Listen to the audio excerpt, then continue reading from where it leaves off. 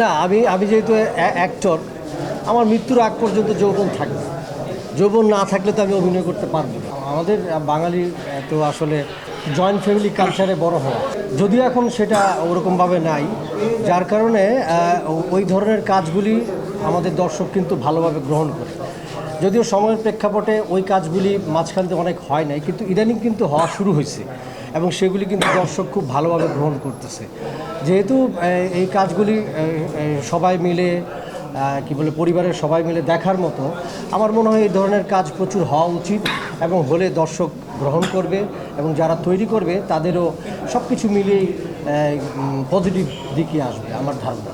না, আমাদের পথযাত্রা কিন্তু অনেক আগে থেকে, মঞ্চ থেকে, প্রায় 90 থেকে আমি আর শামীম একই মঞ্চ নাটকের সাথে জড়িত, আরণ্যকের সাথে জড়িত। তো সেখান থেকে আমার আর শামীমের যাত্রা শুরু। তো ও যখন ভিডিওর কাজ শুরু করে, মানে নাটক বানানো শুরু করে, সিরিয়াল বা 1 ঘন্টার নাটক, প্রায় প্রত্যেকটা কাজেই আমি ছিলাম এবং এখনও যেও কাজ করতেছে সেই কাজগুলিতে কিন্তু আমি আছি। তো আমাদের পথযাত্রা যেভাবে শুরু হয়েছিল এখনও সেরকমই আছে। ভবিষ্যতে আমরা যতদিন থাকবো আশা করি আল্লাহর রহমতে আমাদের যাত্রাটা এরকমই হবে একসাথে। না, প্রত্যেকটা জিনিসের একটা যৌবন থাকে।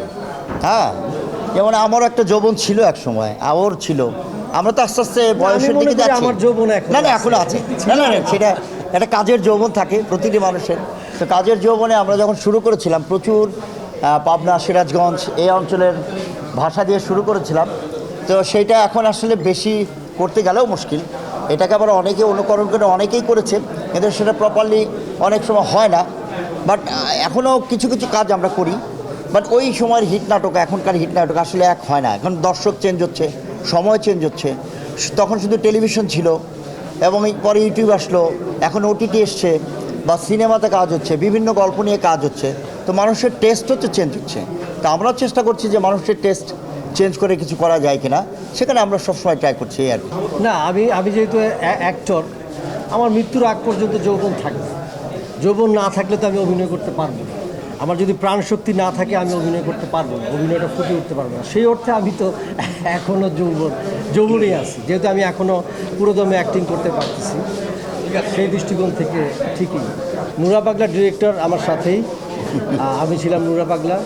ওই নাটকটা খুবই দুর্দান্ত ছিল এবং দর্শক খুবই গ্রহণ করছিল। এবং ওই নাটকটা যখন আমি দেখি, ওই পাগলামি দেখে আমারও মনে হয় যে মানে দুর্দান্ত এবং পাগলই মনে হয়েছে, সুস্থ মানুষ মনে হয়নি। সুস্থ মানুষ মনে যেহেতু না হয়েছে আমার বা দর্শকের, সেহেতু আমি বলবো যে নাটকটা সাকসেসফুল। যদি মনে হইতো না, পাগলের মতো মনে হয় না, স্বাভাবিক মানুষ, তাহলে মনে এতটা সাকসেসফুল হইতো না।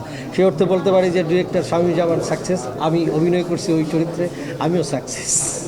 প্রচণ্ড বন্ধু যখন নির্মাতা, বন্ধু যখন সহশিল্পী হয়, তখন যেমন জ্বালাইতো আরাম, কাজ করতো আরাম।